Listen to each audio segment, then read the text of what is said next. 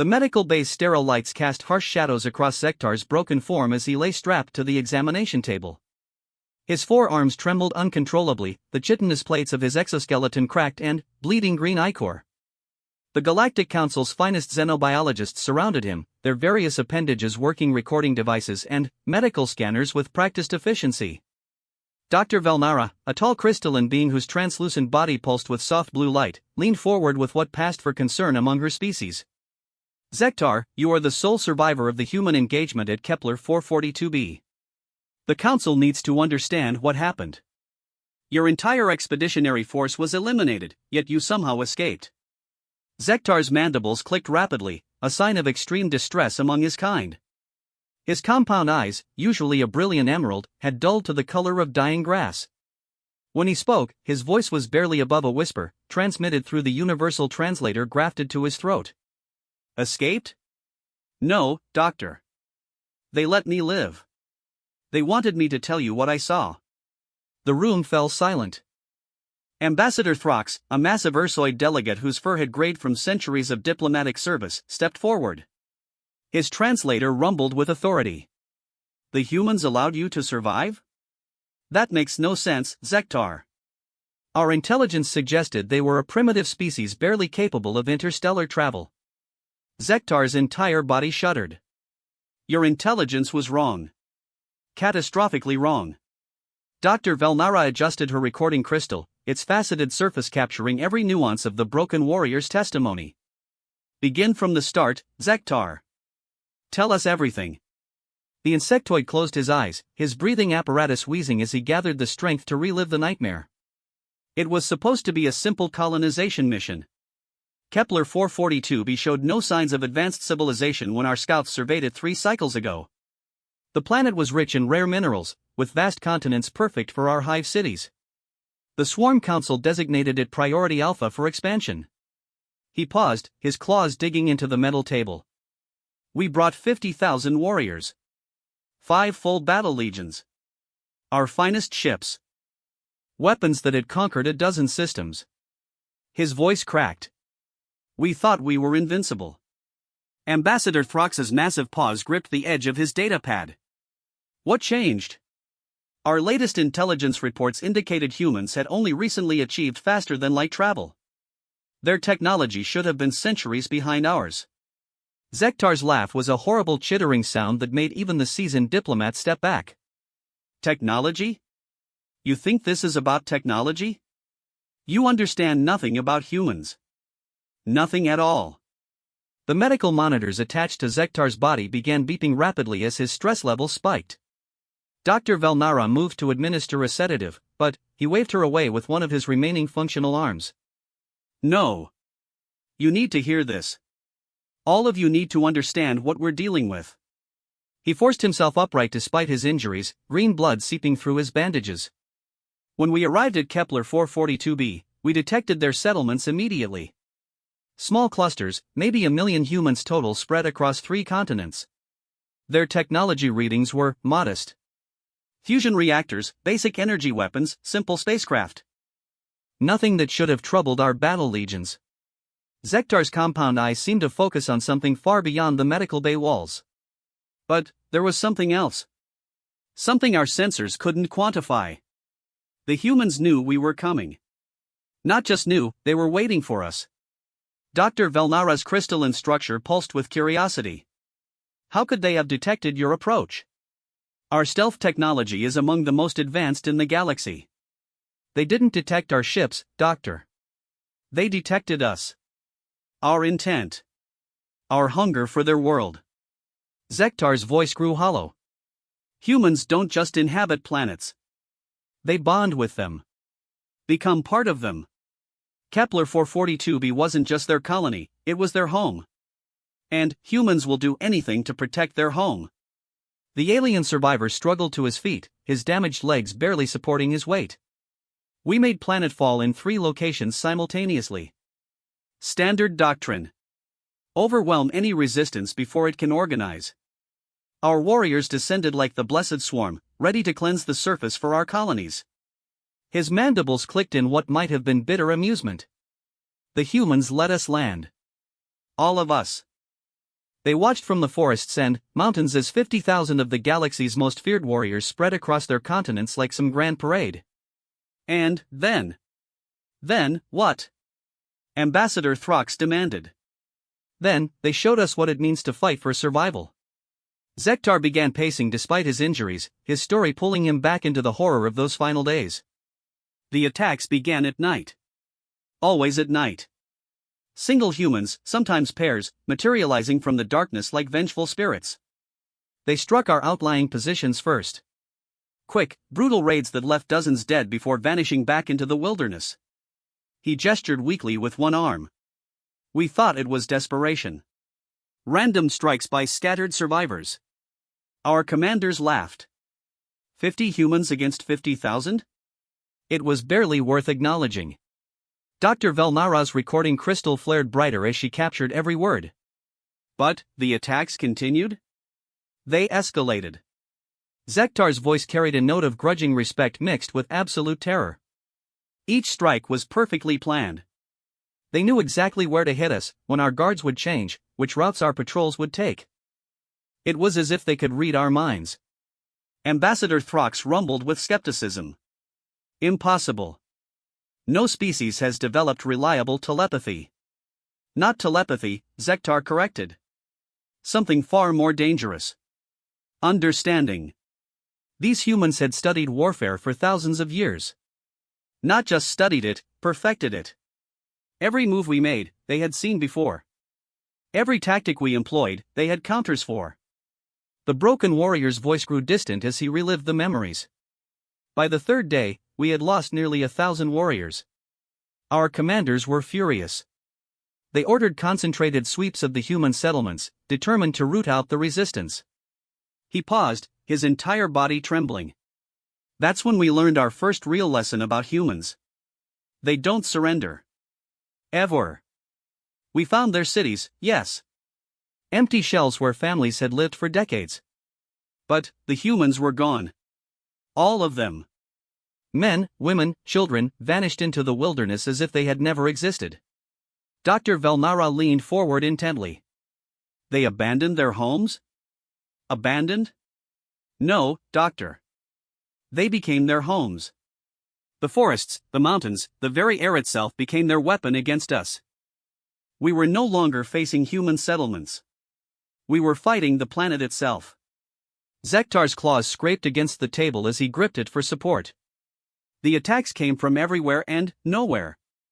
Our warriors would be patrolling a peaceful meadow one moment, then, explosive devices would detonate beneath their feet. Snipers would pick off our soldiers from impossible ranges before disappearing into terrain that our sensors showed as empty. The alien's voice cracked with exhaustion and trauma. But the worst part wasn't the attacks themselves. It was the waiting. The knowledge that death could come from any direction at any moment. Our warriors began to break down. Elite soldiers who had conquered star systems were jumping at shadows, firing at their own reflections. Ambassador Throx's fur bristled with unease. Surely your superior numbers and technology gave you an advantage? Zektar's bitter laughter echoed through the medical bay. Numbers? What good are numbers when your enemy refuses to face you? Technology? Our advanced weapons were useless against enemies we couldn't find, couldn't predict, couldn't understand. He fixed his compound gaze on each of the council representatives in turn. You want to know the truly terrifying thing about humans? They think differently than any species we've encountered. Most civilizations fight to win. Humans fight to survive.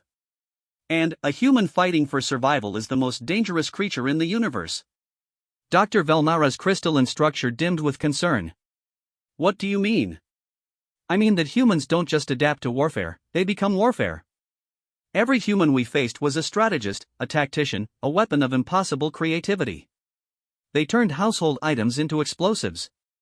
They used our own equipment against us. They studied our behavior and exploited weaknesses we didn't even know we had. Zektar's voice dropped to barely above a whisper. By the end of the first week, we weren't conquerors anymore. We were prey. And the humans were hunting us with a patience and precision that defied everything we thought we knew about combat. The medical bay fell silent except for the steady beeping of monitoring equipment. The council representatives exchanged uneasy glances, beginning to grasp the magnitude of what they were hearing. Zektar slumped back onto the examination table, his strength failing. That was only the beginning. The real horror was yet to come. Because humans don't just fight with weapons or tactics. They fight with something far more powerful. What? Dr. Velnara asked, though her voice suggested she feared the answer. Hope, Zektar whispered. They fight with hope. And hope makes humans capable of impossible things. The broken warrior closed his compound eyes, his body sagging with exhaustion. The second week was when we learned that humans don't just defend their homes. They defend their future. And they'll sacrifice anything to ensure that future survives. His voice faded to a whisper as the sedatives finally began to take effect. Anything at all. As Zektar lost consciousness, the council representatives stood in stunned silence, trying to process the implications of what they had heard. The humans weren't just another primitive species to be catalogued and contained. They were something far more dangerous. They were survivors. And survivors, as Zektar had discovered, would stop at nothing to protect what they cherished most. 3 days had passed since Zektar's initial testimony, and the Galactic Council's emergency session had been called to order. Representatives from 47 different species filled the vast chamber, their various forms creating a symphony of colors, sounds, and smells that would have overwhelmed any single species' senses. But, today, all attention focused on the medical bay's live feed, where the broken insectoid warrior had finally awakened. Dr. Velnara's crystalline form pulsed with subdued light as she checked Zektar's vital signs. His injuries had begun healing, but the trauma in his compound eyes remained as fresh as the day he had been rescued from the debris field that was once his invasion fleet. Zektar, she said gently, the council is ready to hear the rest of your testimony. You mentioned the second week of the engagement. Can you continue? The alien warrior's mandibles clicked nervously as he became aware of the recording devices surrounding him. His forearms moved restlessly, and his chitinous plates seemed to darken with remembered fear. The second week, he repeated, his voice carrying through the translator with mechanical precision that somehow made his words more chilling. That's when we learned that humans don't just defend territory. They defend ideas. Ambassador Throx leaned forward in his massive chair, his gray fur bristling with anticipation. What kind of ideas? Zektar's compound eyes seemed to focus on something beyond the physical walls of the medical bay. Freedom. Family. Hope for tomorrow. Concepts so abstract that most species would never think to weaponize them. But humans. He paused, his breathing apparatus wheezing. Humans turn their beliefs into weapons more powerful than any technology. The alien survivor struggled to sit upright, his damaged legs shaking with the effort. By the 8th day, our commanders realized we were facing something unprecedented. Our forces had been reduced from 50,000 to roughly 35,000. Not through massive battles or decisive engagements, but through a constant hemorrhaging of personnel. Small groups would simply vanish. Sentries would be found dead at their posts. Supply convoys would disappear entirely, their vehicles later discovered stripped of everything useful. Dr. Velnara adjusted her recording crystal, its faceted surface capturing every nuance of his testimony. How did your leadership respond? They did what any rational military command would do. They consolidated our forces, established stronger defensive perimeters, and began systematic sweeps of the surrounding terrain. Zektar's bitter laughter echoed through the chamber. They thought we were dealing with conventional guerrilla tactics.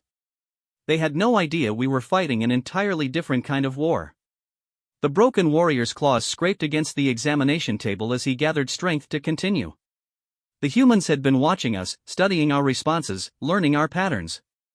When we consolidated, they adapted. When we strengthened our defenses, they found new weaknesses. When we swept the terrain, they weren't there to be found. Ambassador Throx rumbled with frustration.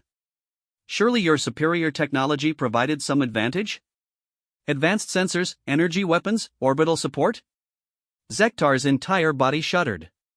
Technology became a weakness, Ambassador. Every piece of equipment we used sent signals the humans could intercept. Every energy weapon created heat signatures they could track. Every orbital scan revealed our positions while telling us nothing about theirs. He fixed his compound gaze on the various council representatives visible through the observation window. But the real shock came when we realized the humans weren't trying to drive us away. They were studying us. Learning everything they could about our capabilities, our weaknesses, our psychology. Dr. Velnara's crystalline structure pulsed with confusion. Studying you? For what purpose? To kill us more efficiently. The words fell like stones into the silence of the medical bay. Every encounter taught them something new. How our armor responded to different types of damage. How our communication systems functioned. How our command structure operated. They turned every engagement into a learning experience. Zektar's voice grew distant as he relived the memories. The 9th day brought our first major tactical shift. Commander Velgoth ordered a concentrated assault on what appeared to be a human stronghold built into a mountainside.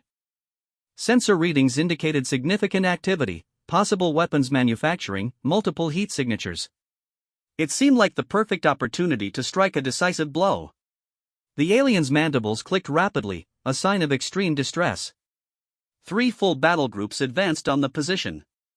Over 5,000 warriors, supported by heavy weapons platforms and aerial reconnaissance.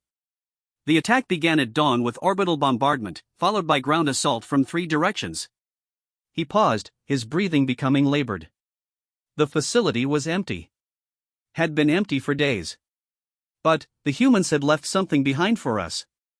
Something that changed everything we thought we knew about warfare. Ambassador Throx leaned forward intently. What did they leave? A message. Carved into the stone walls in our own language, somehow translated perfectly despite humans having no previous contact with our species. Zektar's voice dropped to a whisper.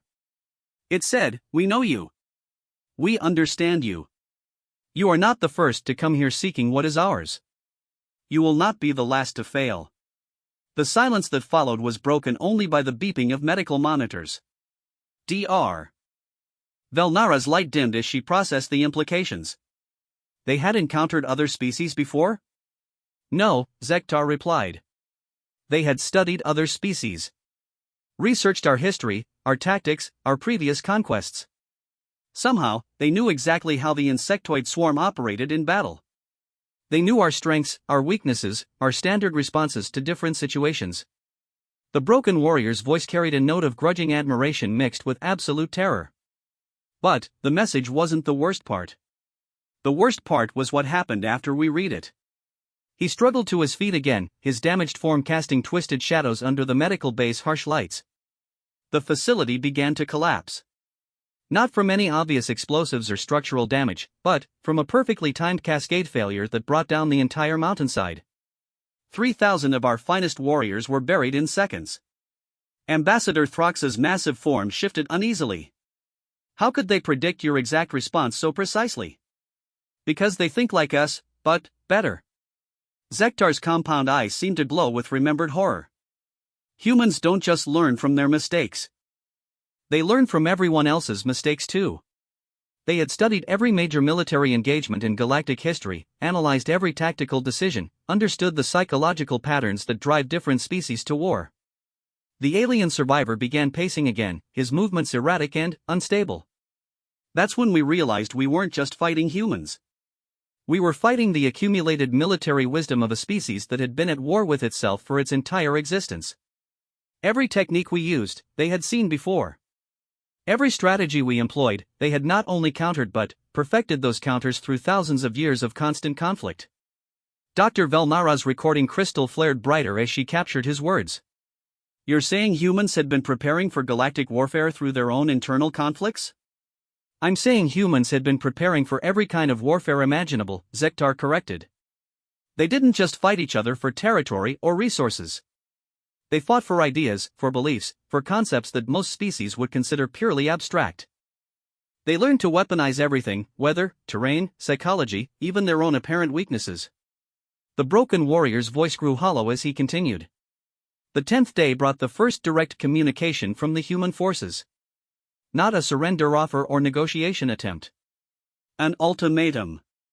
He fixed his gaze on the observation window where council representatives from dozens of species watched in growing unease.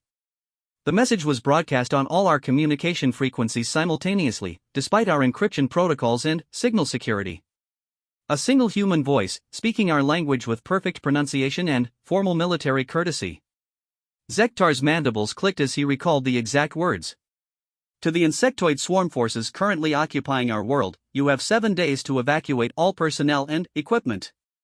After that deadline, we will consider you an active threat to our civilization and respond accordingly. This is your only warning. Ambassador Throx rumbled with disbelief. They gave you a deadline? A handful of humans threatened your entire invasion force? Not threatened, Zektar corrected. Informed. There was no emotion in the message, no anger or fear. Just a simple statement of fact delivered with the absolute certainty of beings who knew exactly what they were capable of. The alien's voice dropped to barely above a whisper. Our commanders laughed. 50,000 elite warriors being given ultimatums by a million primitive humans? It was absurd. Insulting. Commander Velgoth ordered immediate retaliation strikes against all known human positions. He paused, his entire body trembling with the memory. That was our first real mistake. Up until that point, the humans had been holding back. Testing us. Learning from us. But, the moment we ignored their warning and escalated to full military aggression, they stopped playing games. Dr. Velnara leaned forward with growing concern. What changed? Everything, Zektar whispered. Everything changed. Because humans don't just fight to win. When their survival is truly threatened, when their home and family are in genuine danger, humans fight to ensure nothing like that threat can ever exist again. The medical bay fell silent as the implications of his words sank in. In the council chamber beyond, representatives from 47 different species began to understand that they might be facing something unprecedented in galactic history. The 11th day, Zektar continued, his voice growing stronger with grim purpose, was when we learned that humans don't just wage war. When pushed to their limits, when everything they care about is threatened, humans become war itself. His compound eyes seemed to burn with remembered terror. And, once humans become war, nothing in the universe can stop them from protecting what they love. The council chamber had never been so quiet. Representatives from across the galaxy sat in stunned silence as Zektar's testimony continued. Even species known for their aggressive nature seemed subdued by what they were hearing. The medical base feed showed the broken insectoid warrior gathering himself for the most difficult part of his account. Dr. Velnara noticed the significant spike in Zektar's stress indicators. Perhaps we should take another break, she suggested gently. Your readings are concerning. No. The word came out with surprising force. They need to hear this. All of them. Before it's too late. Zektar's forearms moved restlessly as he fought to control his memories. The 11th day was when the humans stopped pretending to be the prey. Ambassador Throx shifted in his massive chair, his gray fur standing on end. What do you mean? Zektar's compound eyes seemed to burn with remembered terror.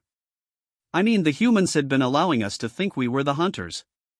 For 10 days, they let us believe we were the superior force being harassed by desperate survivors.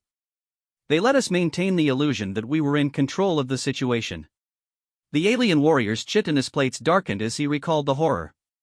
The transformation began at exactly midnight, their local time. Not our time, not galactic standard, their time. As if they were operating on some schedule we couldn't comprehend. Dr. Velnara's crystalline structure pulsed with curiosity mixed with dread. What kind of transformation? Complete tactical revolution. Zektar's voice carried the weight of absolute certainty. In the span of 6 hours, the humans went from defensive guerrilla actions to coordinated offensive operations that redefined everything we thought we knew about small unit tactics. The broken warrior struggled to his feet, his damaged legs shaking as he began to pace. Our perimeter alarms began sounding simultaneously across all 3 landing zones. Not random attacks or probing strikes, coordinated assaults that hit every weak point in our defenses at exactly the same moment. His mandibles clicked rapidly as stress overtook him. But, these weren't the same hit-and-run tactics we had grown accustomed to.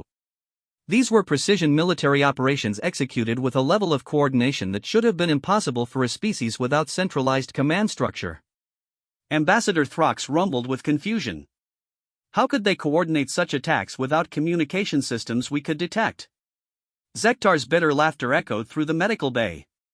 Because humans don't need electronic communication when they share a common purpose, They had developed hand signals, light codes, even methods of communication using natural sounds that perfectly mimic the local wildlife. The alien survivor's voice grew distant as he relived the nightmare. But the real revelation came when we realized the humans weren't just communicating with each other. They were communicating with the environment itself. Dr. Velnara leaned forward intently. What do you mean?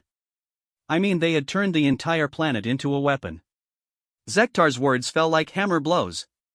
Every tree, every rock formation, every stream and hillside had been carefully prepared to support their operations. They hadn't just adapted to the terrain, they had transformed it into an extension of their own tactical capabilities. The broken warrior's claws scraped against the examination table as he gripped it for support. Our eastern perimeter was the first to fall. 500 of our finest warriors, protected by energy barriers and automated defense systems, were overrun in less than an hour. His voice cracked with the memory.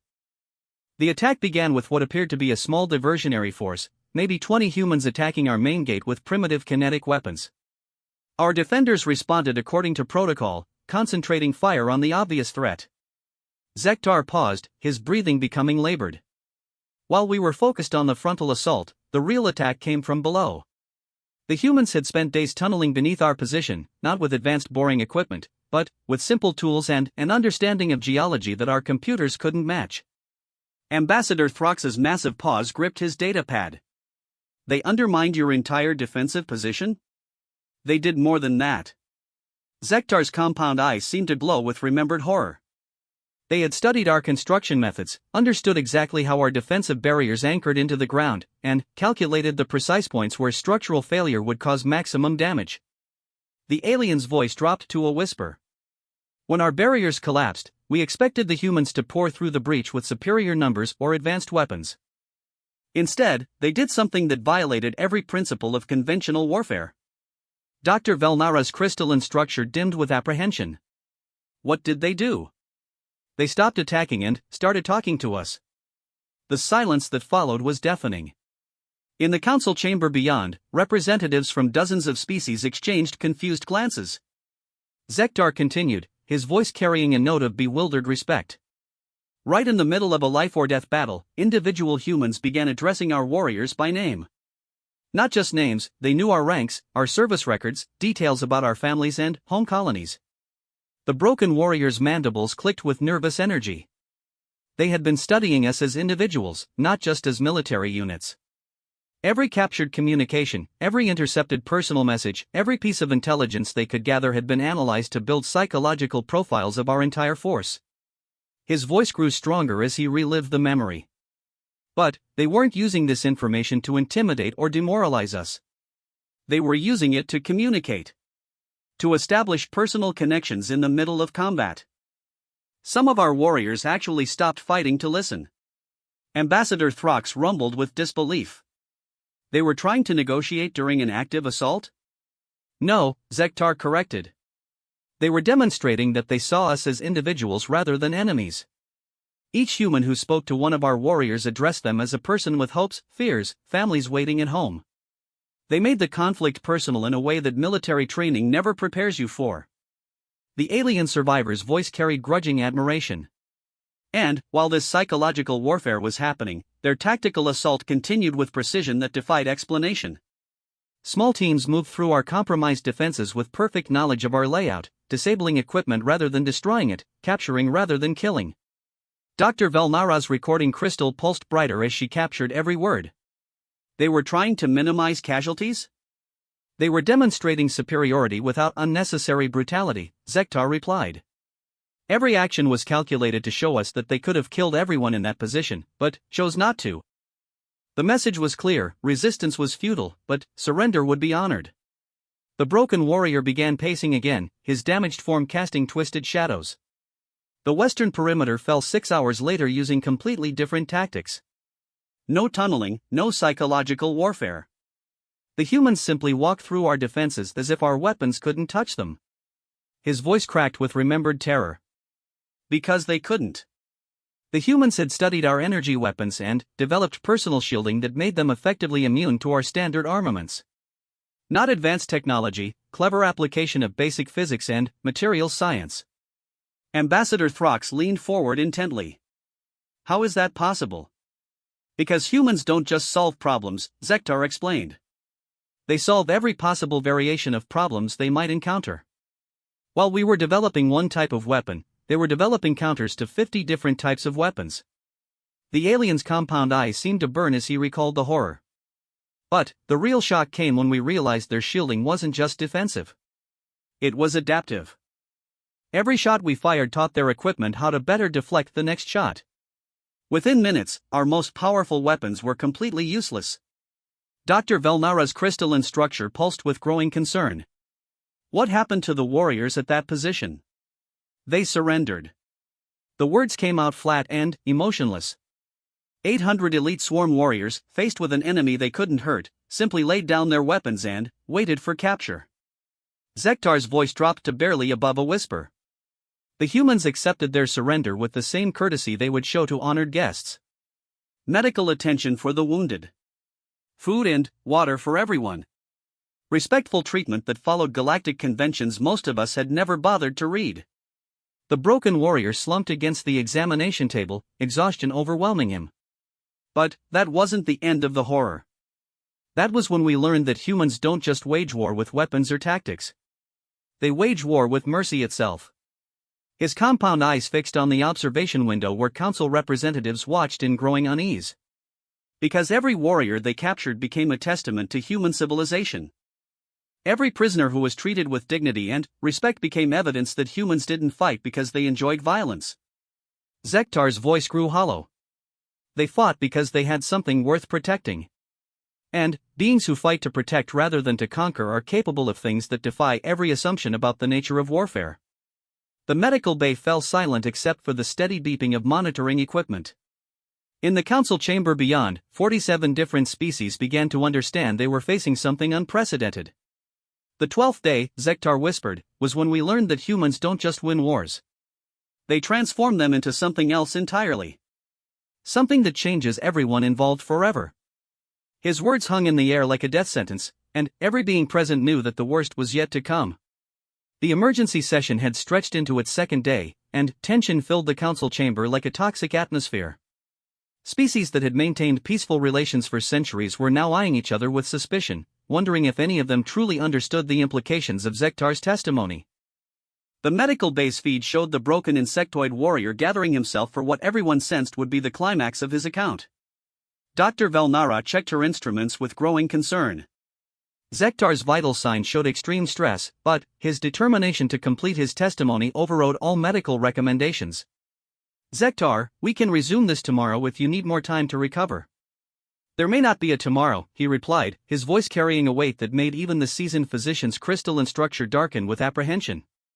Not if the council doesn't understand what the humans are truly capable of. The alien warrior forced himself upright, his forearms trembling as he faced the recording devices. The 12th day was when Commander Velgoth made the decision that doomed us all. Ambassador Throx shifted uneasily in his massive chair. What decision? Zektar's compound eyes seemed to burn with remembered horror. With 2 of our 3 major positions overrun and 15,000 warriors either dead or captured, he authorized the use of orbital weapons platforms. Weapons designed to crack planetary crusts and sterilize entire continents. The silence that followed was absolute. Every species in the galaxy understood the implications of such weapons. They were tools of absolute last resort, used only when total extermination was the goal. He was going to destroy the entire planet? Dr. Velnara asked, her voice barely above a whisper. Not destroy, Zektar corrected. Cleanse. The weapons were calibrated to eliminate all surface life while leaving the infrastructure and mineral resources intact. Standard protocol for dealing with unacceptably resistant native populations. The broken warrior's mandibles clicked rapidly as stress overwhelmed his control. The bombardment began at dawn their time. 12 orbital platforms simultaneously targeting every known human settlement and suspected stronghold. Energy beams capable of vitrifying rock struck their world with the force of stellar fusion. Ambassador Throx leaned forward intently. Surely that ended the conflict? Zektar's bitter laughter echoed through the medical bay. For exactly 17 minutes, we thought it had. Our sensors showed massive energy releases across all target zones. Thermal blooms that should have killed everything within a 100-kilometer radius. We celebrated. We finally had victory. His voice dropped to a whisper. Then, the human response began. Dr. Velnara's recording crystal pulsed brighter, capturing every nuance of his testimony. Response? How could they respond to orbital bombardment? Because humans had been preparing for orbital assault since the day they first looked up at the stars and realized they were not alone in the universe. Zektar's words fell like hammer blows. Every settlement we had targeted was empty. Had been empty for days. The thermal signatures our sensors detected were decoy installations designed to draw our fire away from the real human positions. The aliens' compound eyes seemed to glow with remembered terror. But that wasn't the worst part. The worst part was realizing that the humans had used our orbital bombardment as a signal. The moment our weapons fired, every 7 days had passed since Zektar's initial testimony, and the Galactic Council remained in emergency session. Representatives from across the galaxy had called in additional military advisors, xenopsychologists, and strategic analysts, all trying to comprehend the implications of what they had heard. The medical bay where Zektar recovered had become the most watched location in Council space. Dr. Velnara observed her patient with growing concern. The physical wounds were healing, but the psychological trauma seemed to deepen with each passing day. Zektar, you mentioned that Commander Velgoth met with human leadership. The Council needs to understand what happened in that final encounter. The broken insectoid warrior raised his compound eyes to meet her gaze. For the first time since his rescue, there was something other than terror in those alien features. Something that might have been hope, if such an emotion could exist alongside such profound trauma. The final day, he began, his voice steady despite his injuries. The day that changed everything we thought we knew about the nature of conflict itself. Ambassador Throx leaned forward in the observation chamber, his massive form tense with anticipation. Around him, representatives from 47 different species waited in absolute silence. Commander Velgoth landed at the human capital with a skeleton crew of survivors, Zektar continued. We expected a heavily fortified military installation, weapons emplacements, obvious displays of the power that had so thoroughly defeated us. The alien warrior's mandibles clicked softly, but not with the rapid fear rhythm that had marked his earlier testimony. Instead, we found a city that looked like it had never seen war. Gardens and parks where we expected bunkers. Children playing in areas that should have been restricted military zones. Civilians going about their daily lives as if the past 2 weeks had been nothing more than a minor inconvenience. Dr. Velnara's crystalline structure pulsed with confusion. They weren't prepared for potential treachery? No security measures? Oh, there was security, Zektar replied with something that might have been amusement. But it was unlike anything we had ever encountered. Every civilian we passed could have killed us. Not because they carried weapons, but because they carried knowledge.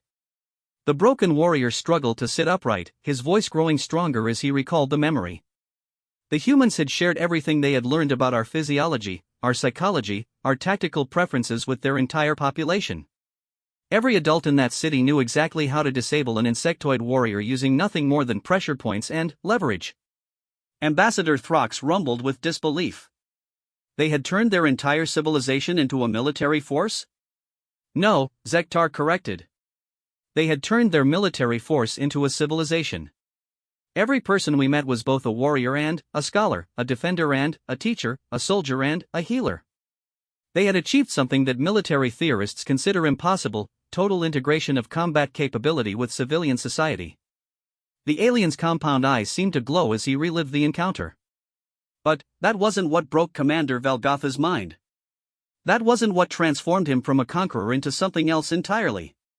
Dr. Velnara leaned forward intently. What was it? The children, Zektar whispered. The human children were the ones who escorted us to the meeting with their leaders. The silence that followed was profound. In the council chamber, beings who had witnessed countless military briefings and strategic analyses found themselves unprepared for this revelation. Not soldiers or diplomats or guards, the broken warrior continued. Children. Young humans who couldn't have been more than 12 or 13 years old in their developmental cycle.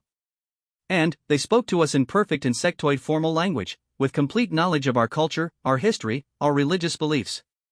Zektar's voice carried wonder mixed with terror. They didn't just know our language. They knew us. Individual children could recite the service records of our warriors, the names of our family members, details about our home colonies that we hadn't shared with anyone. Ambassador Throx's massive paws gripped his data pad. How could children possess such detailed intelligence? Because humans don't just fight wars, Zektar explained. They learn from them. Every conflict becomes a teaching opportunity for their entire species. These children had spent the past 2 weeks studying us not as enemies to be destroyed, but as potential friends to be understood. The alien warrior's mandibles clicked with something approaching reverence. One child, a female perhaps 10 years old, approached Commander Velgoth directly. She knew his personal name, his rank, the names of his offspring back on the home colony. And she asked him a single question that shattered everything he believed about the nature of warfare. Dr. Velnara's recording crystal pulsed brighter. What question? She asked him why he was so sad. The words fell into the medical bay like stones into still water, creating ripples of implication that spread throughout the connected council chamber. Not angry or defeated or humiliated, Zektar continued. Sad.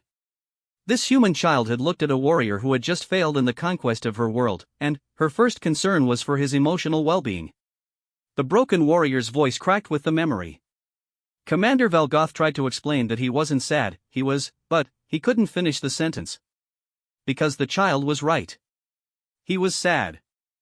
Profoundly, deeply sad in a way he had never allowed himself to acknowledge. Ambassador Throx leaned forward intently. Sad about what? About everything. Zektar's compound eyes seemed to burn with remembered revelation. Sad about the warriors he had lost. Sad about the humans who had died defending their home. Sad about the cycle of conquest and resistance that had defined his entire existence. Sad about the fact that he had never bothered to understand the beings he was trying to destroy. The alien survivor struggled to his feet, his damaged form somehow carrying more dignity than it had since his rescue. The child listened to everything he said. Not just his words, but the pain behind them. The exhaustion. The weight of command and responsibility and all the deaths that military service demands. Dr. Velnara watched her patient with growing amazement as his vital signs showed something unprecedented, not stress or trauma, but a kind of peace she had never seen in a combat survivor. Then, she did something that completed Commander Velgoth's transformation, Zektar continued. She hugged him. This tiny human child wrapped her arms around a being who had come to destroy her world, and offered him the kind of comfort that no warrior is supposed to need. The medical bay fell silent except for the steady beeping of monitors. In the council chamber beyond, representatives from dozens of species found themselves struggling to process what they were hearing. That's when the human leaders arrived for the negotiation, Zektar said. Not military commanders or political officials. Parents. Teachers. Engineers. Artists. People whose primary function was creating and nurturing rather than destroying. His voice grew stronger as he recalled the encounter. They didn't want to discuss surrender terms or territorial concessions or reparations. They wanted to understand why the swarm felt the need to conquer other worlds. What drives a species to seek expansion through violence? What needs weren't being met in our home territories? Ambassador Throx rumbled with confusion. They were conducting psychological analysis during peace negotiations? They were conducting healing, Zektar corrected. Because humans understand that conflict doesn't end with military victory. It ends when the causes of conflict are addressed and resolved. The alien warrior's compound eyes seemed to glow with remembered wonder. They had studied our history, our culture, our biological needs. They knew that the swarm's aggression stemmed from overcrowding in our home systems and competition for breeding resources. They knew we weren't evil conquerors, we were a desperate species trying to ensure our survival. Dr. Velnara leaned forward intently. How did they propose to resolve such fundamental incompatibilities? By offering us something no species in galactic history had ever offered the swarm, Zektar replied. Partnership. They had identified 17 uninhabited systems that met our environmental requirements perfectly. Systems they could help us reach and colonize without conflict with existing populations. The broken warrior's voice carried absolute conviction. But the offer came with conditions. We would have to abandon conquest as a method of expansion. We would have to learn to coexist with other species rather than dominate them. We would have to become something other than what we had always been. Ambassador Throx's massive form shifted uneasily. Commander Velgoth accepted these terms? He did more than accept them, Zektar said with something approaching awe. He wept. For the first time in his adult life, Commander Velgoth allowed himself to feel the full emotional weight of everything we had done, everything we had lost, everything we could become instead. The alien's voice dropped to a whisper. And, when he finally composed himself, when he could speak again, he asked the human negotiators a single question that changed the course of galactic history. Dr. Velnara waited in breathless anticipation. What question? He asked them to teach us how to be human. The silence that followed was absolute. Every being in the council chamber understood the magnitude of what they had just heard. The most aggressive military force in known space had voluntarily requested transformation into something resembling human civilization. Zektar's compound eyes fixed on the observation window where dozens of species watched in stunned silence. That was 6 months ago. Commander Velgoth is now Ambassador Velgoth, leading the first swarm delegation to the Galactic Council. Our warriors are learning human techniques for conflict resolution. Our colonies are experimenting with human concepts of cooperative governance. The broken warrior's voice carried a strength that had been absent since his rescue. The humans didn't just defeat the swarm. They transformed us into allies. They took beings dedicated to conquest and helped us discover the joy of creation instead. Dr. Velnara's crystalline structure pulsed with wonder. And, you? What is your role in this transformation? I am the witness, Zektar replied with quiet dignity. The one chosen to carry the message to species who might someday face the choice we faced. The choice between conquest and cooperation. Between domination and partnership. Between the old ways of galactic civilization and something entirely new. The alien survivor turned to address the recording devices directly, his compound eyes burning with conviction. To any species listening to this testimony, to any civilization that might someday encounter humanity in the vast darkness between stars, know this: humans are not just another species to be catalogued or contained or conquered. His voice grew stronger with each word. They are the future of galactic civilization. They are what we all could become if we had the courage to abandon our primitive instincts for dominance and embrace something infinitely more powerful. Zektar paused, his entire being radiating a kind of peace that transformed his broken form into something approaching majesty. They are hope itself. And hope, once it takes root in the galaxy, can never be destroyed. The medical bay fell silent as the implications of his words settled over the assembled council. 47 different species, representing thousands of worlds and billions of beings, were forced to confront a fundamental question about the nature of their own civilizations. In the end, Zektar's testimony had revealed something far more terrifying than human combat capabilities. It had revealed human potential for transformation, the possibility that the entire galactic order could evolve beyond its current limitations into something unprecedented. Something wonderful. Something that would require every species to examine their own assumptions about power, conflict, and the ultimate purpose of civilization itself. The broken insectoid warrior closed his compound eyes and, finally, allowed himself to rest, knowing that his message had been delivered. The galaxy would never be the same again. And, perhaps, if they were very lucky and very brave, it would become something worthy of the humans who had shown them all a different way to exist among the stars.